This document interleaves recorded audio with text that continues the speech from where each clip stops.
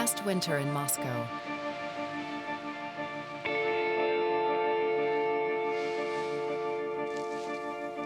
thousands of people lined up in the middle of the night to be a part of an old ritual. The Russian soul, we're unbeatable. Our faith in God makes us strong.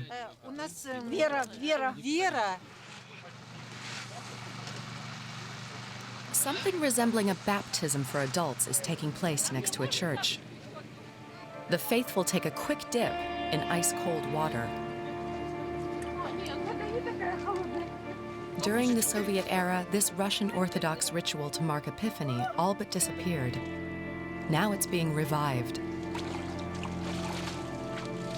This is not just about faith. It's a way to show the world what Russia is capable of. Russian television is here to show President Vladimir Putin taking the plunge. 400 kilometers from Moscow, the man who serves as a role model for his country enters the chilly water.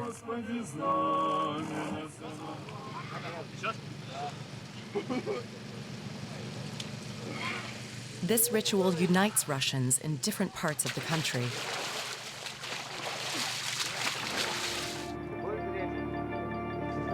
The faithful are impressed that their president is leading by example. A good Russian, a religious Russian, is faithful to his roots, his country, and the system in which he lives. We want to bring back these values and need someone to lead the way. And that's Vladimir Putin. Many things that were banned in the Soviet Union are now presented with pride, including Cossack traditions.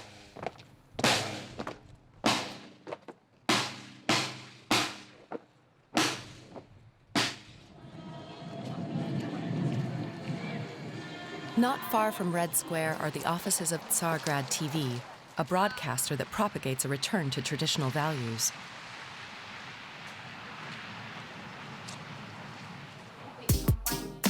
Even in the lobby, it's clear who has the say here: the president and the Patriarch of Moscow and all Russia. The broadcaster was founded by Konstantin Malafiev, an Orthodox businessman and Putin ally. Here, journalists criticize Western decadence and declare homosexuality to be a cardinal sin.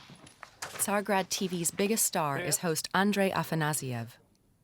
That's our studio. It's considered one of the best and definitely well-equipped in Russia, and I'd say in the world. The main specialty of it is a hand-painted icon of Jesus Pantocrator. It's one of the symbols of our channel. In 2017, Andrei Afanasyev made international headlines when he produced a video offering Russian homosexuals a free one-way ticket to the US. This is not a joke. We really want you to move there, where you can openly submit to your sins.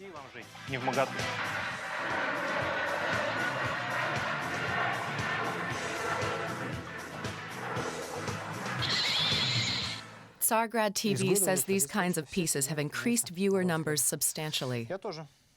The broadcaster claims a quarter of all Russians have watched its programs at least once. I'm Andrei Afanasyev. Welcome to the Russian Answer. The programs fight for family values and against abortion, and they depict the West as decadent and corrupt. These are also favorite topics of owner Konstantin Malafiev.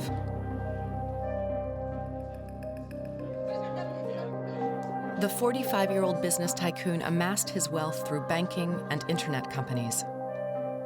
People call him the Orthodox oligarch, though he sees himself as a monarchist. He's also said to be in direct contact with Vladimir Putin. Putin, in my eyes, definitely good substitute for the Tsar for this moment. Definitely. Because what he's doing right now, it would be the best what could be done by born Tsar. He personifies himself with Russia. To pass this sense of patriotism and orthodoxy onto the next generation, Konstantin Malafiev has also founded a school. The St. Basil the Great School is located in an upscale neighborhood in Moscow. 400 pupils attend classes in what resembles a palace. The school is a training ground for Russia's future elites. The walls are lined with images of past Tsars and famous Russian writers, constant reminders of the pre-revolutionary Russian Empire. The point was, of course, for children to watch these paintings, and it's given something to your heart and to your mind. Even if you are not mentioned this, deeply in your mind, you always would remember, something good, nice, and back to Russian history. To make sure nothing distracts from this special atmosphere, cell phones aren't allowed at the St. Basil the Great School. For just over 1,000 euros a month, even young children get to learn all about tradition, including Church Slavonic, which is still used in Orthodox services.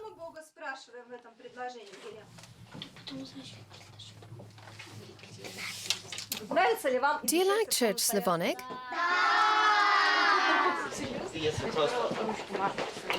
Along with a classical education, pupils are also taught good manners, proper etiquette, and dancing.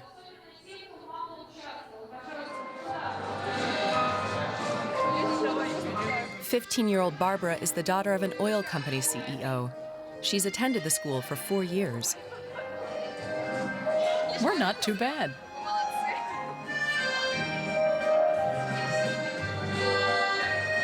Proceed and turn.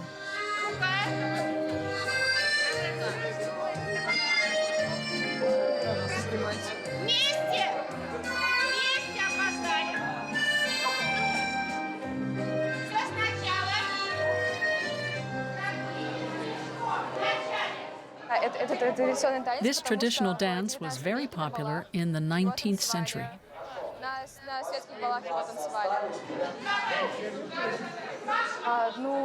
We're practicing it for our school's anniversary celebrations, when our parents and many other guests will be here.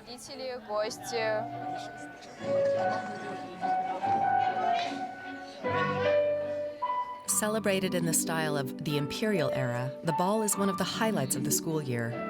Barbara will also dance before the watchful eyes of school founder Konstantin Malafiev. I'll admit, I'm a bit nervous. But after the dress rehearsal, there will be less stress. And at the ball, I'll be much better. Barbara lives in an exclusive residential area not far from the school, with her parents and her younger brother. Her room is decorated with Russian icons. But recently, Barbara has also been learning to play the guitar, and her walls are also covered with posters of rock bands which aren't on the curriculum at the St. Basil the Great School.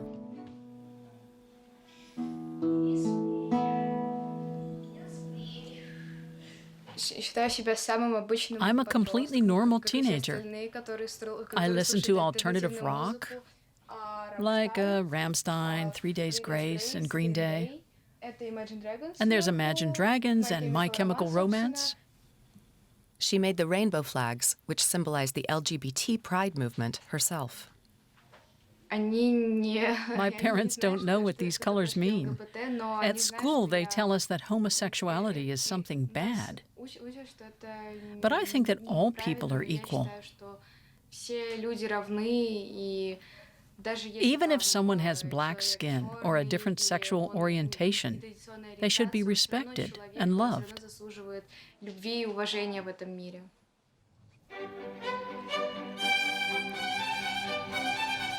This evening, Barbara's parents are hosting a dinner party. Her father, Andrei, is cooking a specialty from Siberia, where he grew up.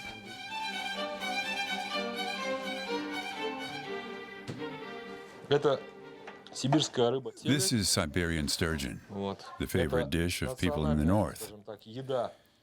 We lived in the north for 40 years. My parents moved there in their youth, in the days when it was still the Soviet Union.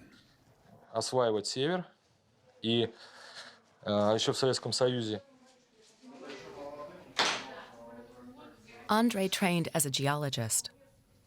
He worked for an oil company and rose through the ranks until he became its CEO. Now he belongs to the Russian elite. Delicious. Barbara's mother, Anastasia, is also preparing a Siberian specialty. Siberian pelmeni, dumplings filled with ground meat and onions. Russians love them. Another married couple and Barbara's grandparents have been invited for dinner. And of course, there's lots to drink. I wish you luck and love. We're glad you're here.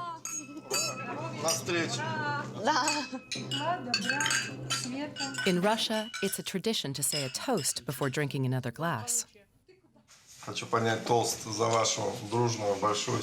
I drink to your big family. May it remain united.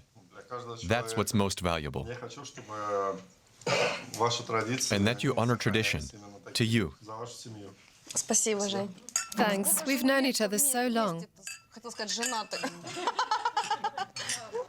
Maybe these Russians are so focused on tradition because their recent history has been so chaotic.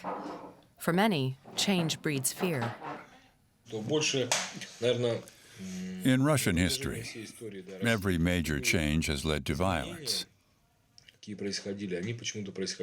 We've always had bloody revolutions and coups, with many deaths and lives shattered.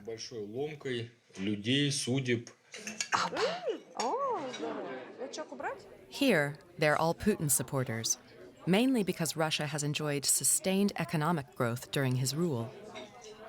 Since 1999, the average income has increased tenfold. Today we have more faith in the future. The country has stabilized. We feel protected in every way. You can make money legally. Stability is the most important thing.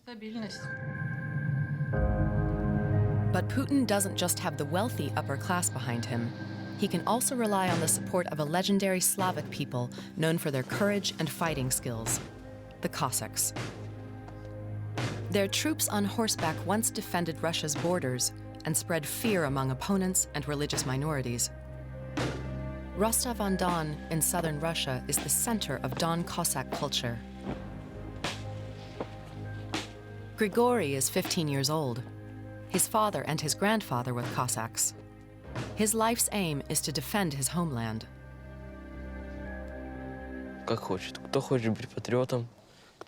Everyone must decide if he's a patriot or not.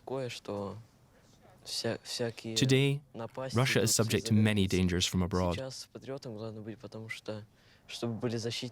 Should I have to defend my motherland one day, I'm even prepared to sacrifice my life.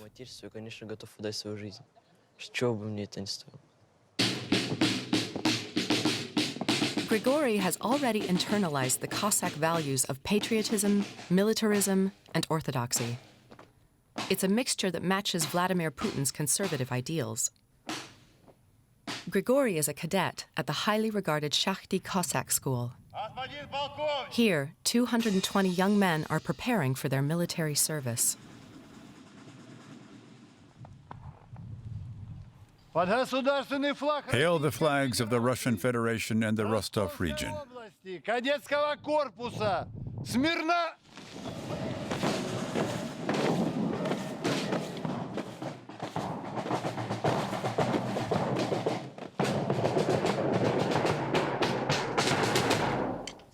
In Soviet times, Cossacks were oppressed. After the Iron Curtain collapsed, their culture began to flourish again. Putin officially integrated them into the Russian army. This school is publicly funded. I expect our president to hold the country together and ensure our welfare.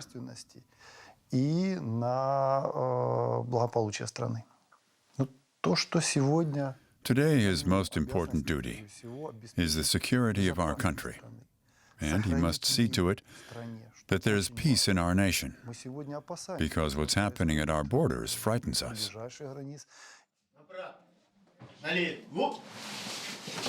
Grigory and his fellow pupils have the same curriculum as in other Russian schools. They study everything from math to literature. But here there's a special focus on history. specifically the history of the Cossacks.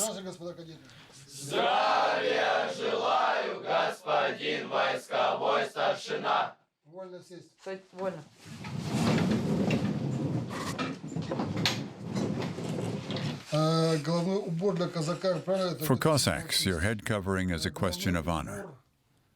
Our forefathers only removed it to pray when they entered a church or were communing with God. When a Cossack died on the battlefield, he was never buried with his cap. It was always brought to his widow. Along with the uniforms and weapons, pupils are also told about their forefathers' heroic deeds. Grigory and his friends are proud of these stories.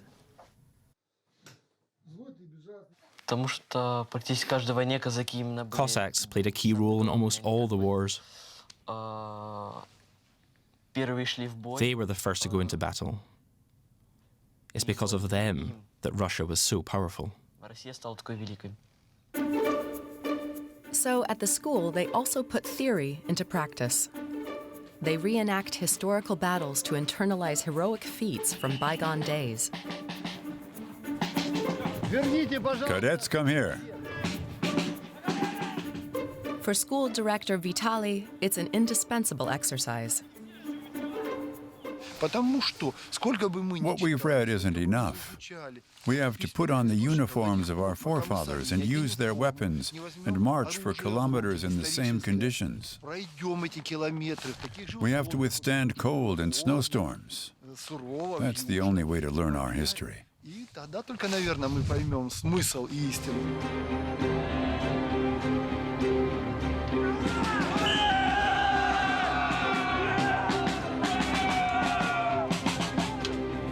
After an hour of drills and temperatures of minus 15 degrees Celsius, the Cossack students can finally warm up. But before they eat, they have to pray. I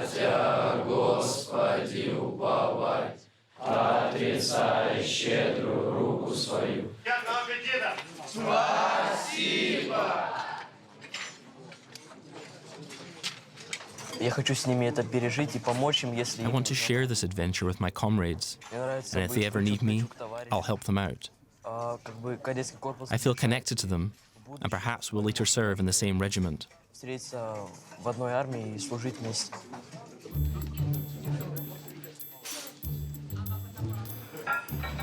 The older students are doing bodybuilding. Their big role model is Vladimir Putin.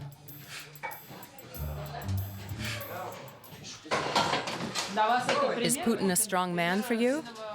Yes, he has a strong character. He's physically and mentally strong. He's even a martial arts master. That's how he can lead a country of 150 million people. Only he can help our country advance and develop. I don't see anyone who can equal him or replace him as president.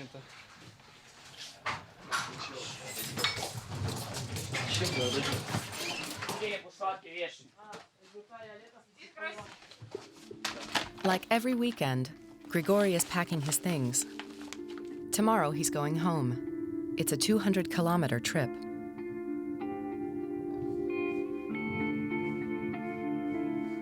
He lives in a small town of some 8,000 people, in this house. I missed you so much.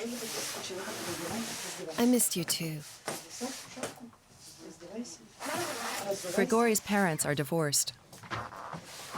His mother, Yelena, works in a medical lab and earns around 300 euros a month. When her son comes home, she lets him sleep in the only bed. That's my brother. He's a soldier in a special forces unit. He's my role model. That's what a real man and soldier should be like.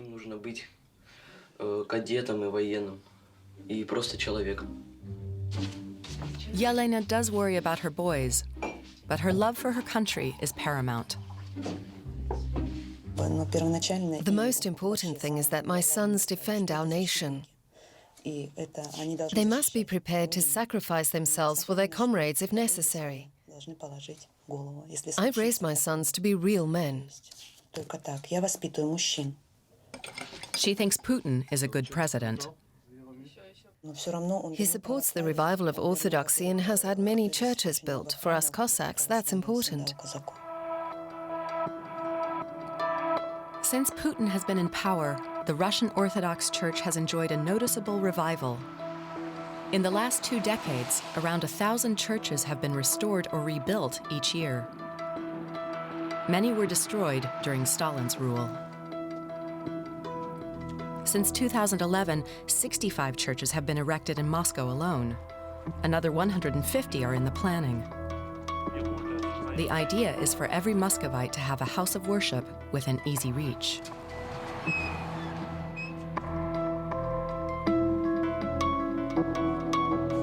The Moscow Patriarchate has even been offered the city's green spaces as building sites. A conflict has erupted between residents and church leaders over the Torfyanka Park in northern Moscow.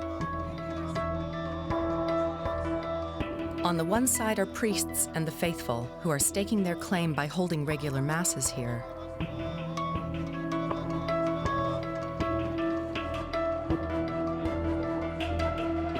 On the other side are angry locals who don't want to lose their park.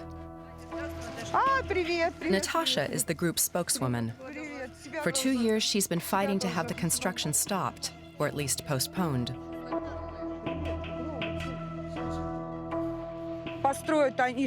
There are already 4 churches in this district. This would be the 5th. Why do they have to destroy the park when there are already so many? Recently, Natasha and her friends were attacked by a group of thugs. I was punched in the head. They gave me a black eye and broke my brow bone. Because I filed a police report, I received threats. We'll kill you in the name of our faith.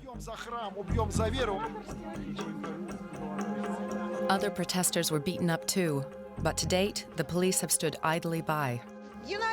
I want to ask you, many of us were attacked and injured by SS-type thugs, yet nothing was done about it. Why?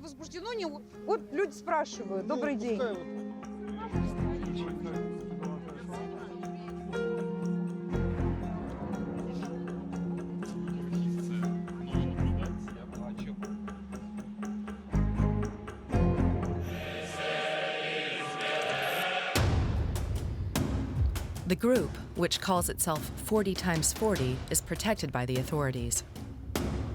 It acts on behalf of the Orthodox Church. The name 40 times 40 refers to the 1,600 churches that were said to exist in Moscow before the revolution. Former hooligans and martial artists comprise this armed wing of the Orthodox Church. The group holds President Putin in high esteem and claims to act in Russia's interest. These scenes show 40 times 40's violent intervention at Torfyanka Park. In their own way, they demonstrate the growing power of the Russian Orthodox Church.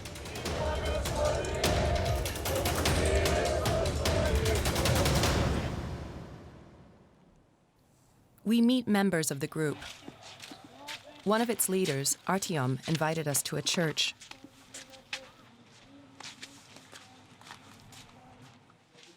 In the basement, they're practicing martial arts. Beforehand, they also pray here. Welcome.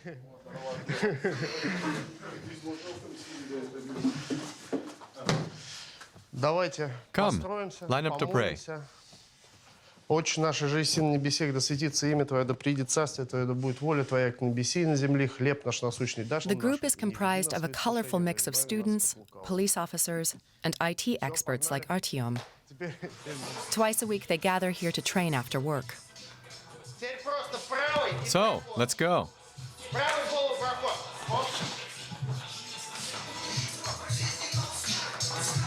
And keep moving. Artyom tells us that to defend their conservative faith, they need to be physically fit. Символ 40 сороков — это некий собирательный образ. Our emblem is a bogatyr, an Orthodox knight who defends the Russian church with a sword and a shield. Своих святынь православной церкви. Вот, то есть, ну, самое главное для нас — это Orthodoxy and our country are important to us. Символ, то есть, нашей России. During the Soviet era, such emblems were forbidden.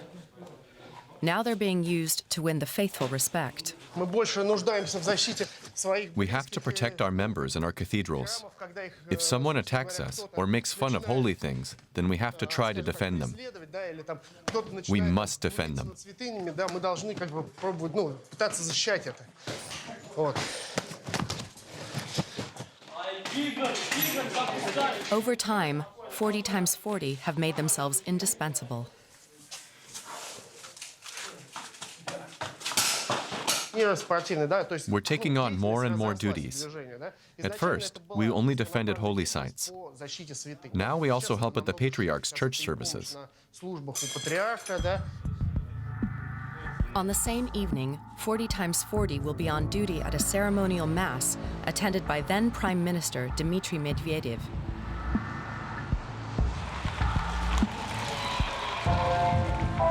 The Cathedral of Christ the Savior, Moscow's largest cathedral, is heavily guarded. Only invited guests are allowed in. This is the invitation.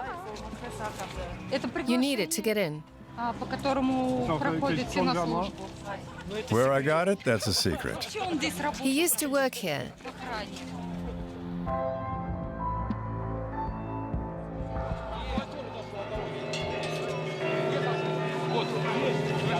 Artyom and his friends don't need an invitation. Around a dozen people from their group are in attendance.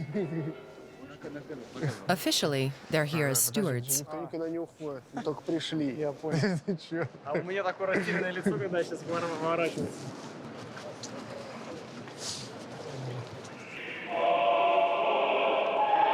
The cathedral is full of security personnel. The church service is being transmitted live on television.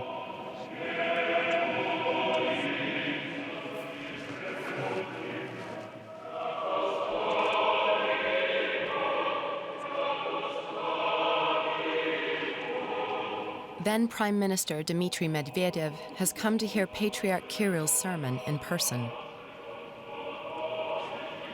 For Artyom, Medvedev's presence is a good omen.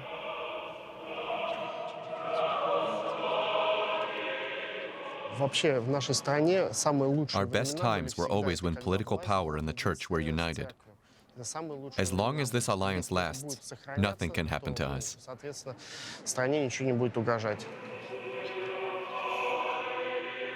Medvedev was here to represent Vladimir Putin, who was attending a celebration in St. Petersburg.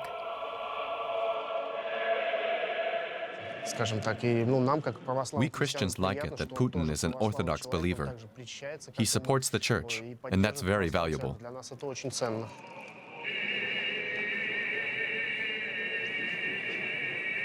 In spite of their violent methods, Artyom and his friends are welcome here. 40 times 40 enjoys the support of the church, and likely that of the authorities, too.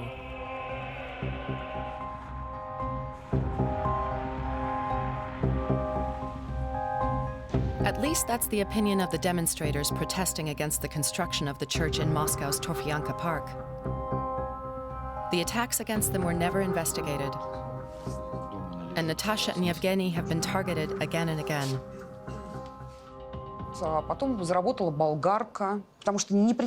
In the middle of the night, we suddenly heard someone sawing at our door. My husband opened it, and 15 masked men stormed in and pointed their guns at us. Several special units were involved in searching our house, including the Secret Service. They were all after us.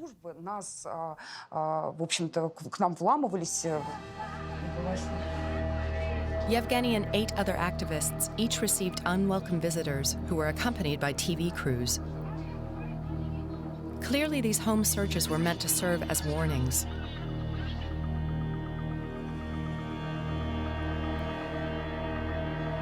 But since Yevgeny began receiving death threats over the internet, he now fears for his life.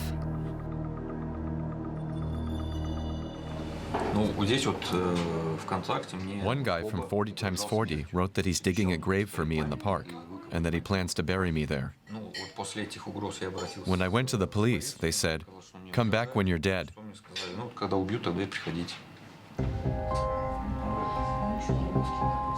But death threats are no laughing matter in Russia. Journalists, lawyers, and politicians have all been victims of deadly attacks. Many still remember the assassination of opposition politician Boris Nemtsov, just steps from the Kremlin. Nemtsov served as deputy prime minister of Russia under Boris Yeltsin. He later criticized the corruption under Vladimir Putin. The funeral procession for Nemtsov turned into a protest march against Putin. But the Russian president denied any responsibility for the killing. Ilya, a 52-year-old engineer, wants to make sure the murder isn't forgotten. I wrote a poem for Nemtsov. Your reward for telling the truth was getting hit with 4 bullets.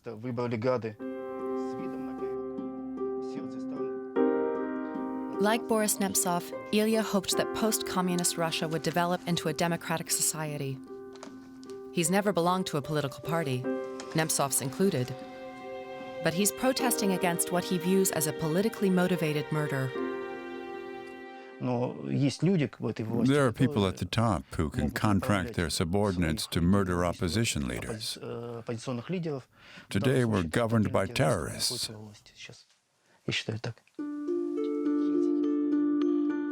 Once a week, Ilya holds a night-long vigil. His daughter and son-in-law worry about him. I've come back safe and sound each time. You say that, and then you call us from the police station to come get you. True, I know the police department well. Exactly. And that's not the only danger.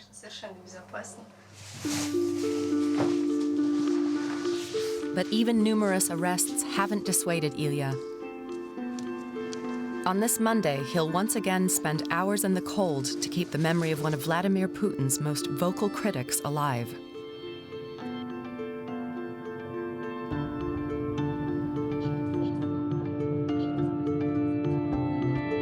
Ilya drives 50 kilometers to reach the site of the murder, the Bolshoi Moskvoretsky Bridge near the Kremlin.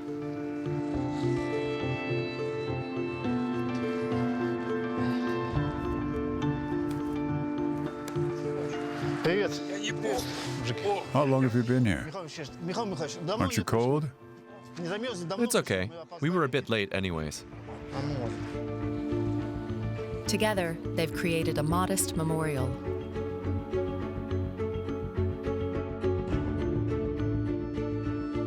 Just 1 minute to go. Nemtsov was murdered at 11:31 p.m.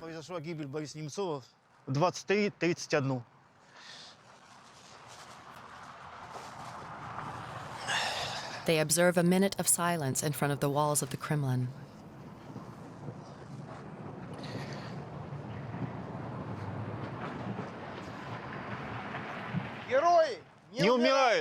Heroes don't die.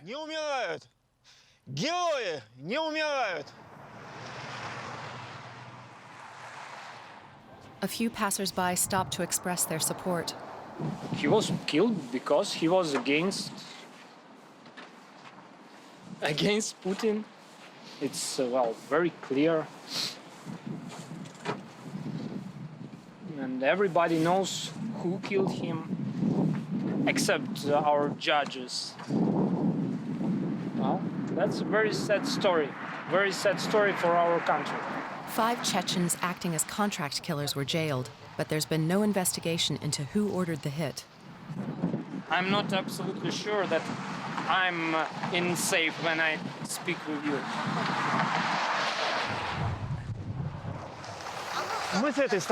The site is cleaned very often to drive would-be protesters away. Ilya and his friends take turns guarding the memorial. 7 days a week, around the clock.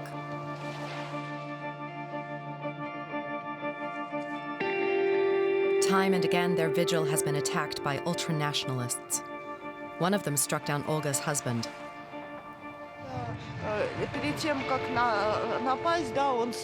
A man came up to Ivan and asked, "You don't like Putin?"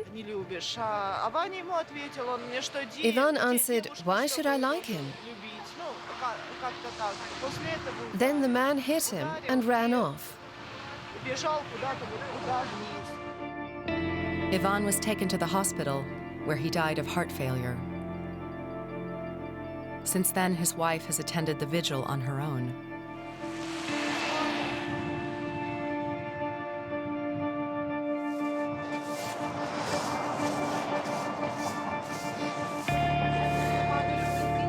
Less than 3 years after Nemtsov's assassination, another opposition politician was prevented from taking part in the Russian presidential elections.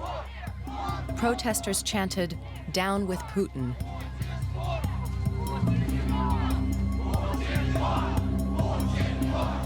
Alexei Navalny made a name for himself, blogging against corruption.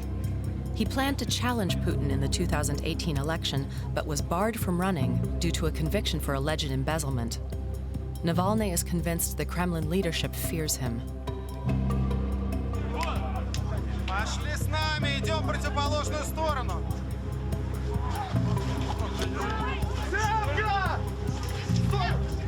At this rally, Navalny was arrested and held for 8 hours. Authorities said the rally hadn't been approved. Navalny's supporters were furious and chanted, "Russia without Putin."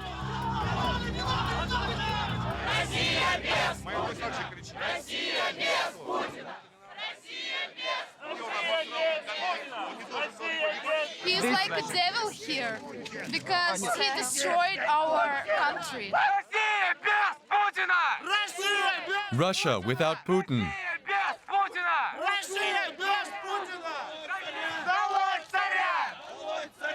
Down with the Tsar.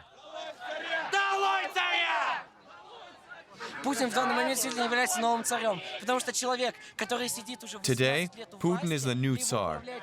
What else can you call someone who's been in power for almost 20 years?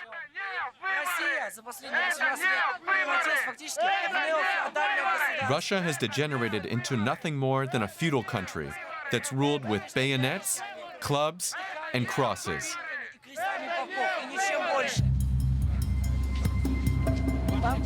Ivan is just 16. He'd love to vent his anger in front of the windows of the Kremlin, but hundreds of police officers are blocking the way.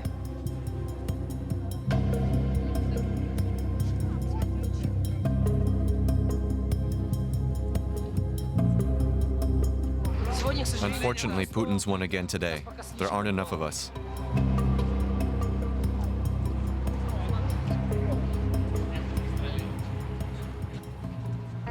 During his 19 years in power, Vladimir Putin has eliminated his most dangerous opponents.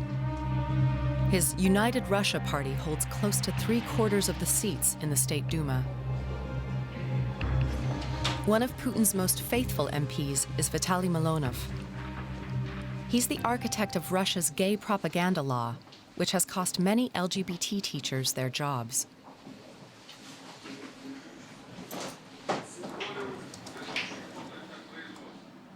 So it means that you cannot address yourself to an infant saying that that sodomy is a normal way of life. That's what absolutely shared by vast majority of Russians. So we put this tradition into legislation. The gay propaganda law was passed almost unanimously, with just one abstention. The European Court of Human Rights has ruled it discriminatory.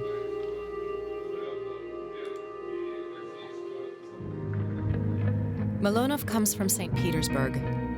The former Russian capital is also the birthplace of Vladimir Putin.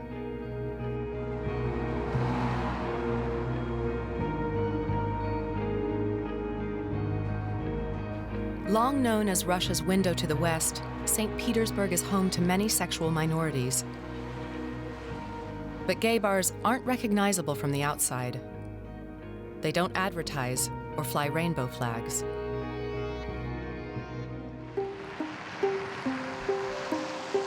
In a modest apartment on the edge of the city lives a man who is waging his own personal war on homosexuals.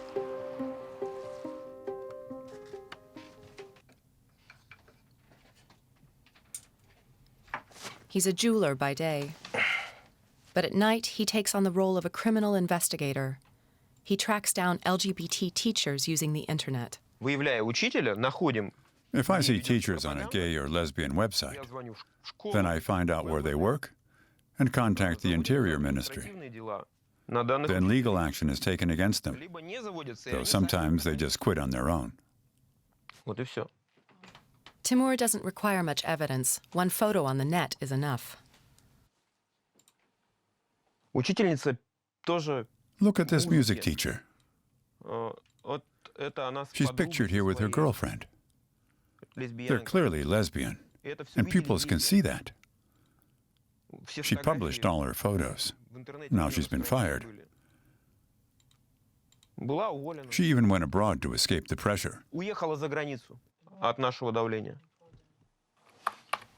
Timur claims he's caused 70 educators to be sacked so far. Due to his activities, he's now barred from entering the US and the EU. Meanwhile, in the ritzy area of Moscow where Barbara lives, her family is looking forward to the school ball. Her mother has hired a hairdresser to make sure Barbara shines in front of Putin's friends.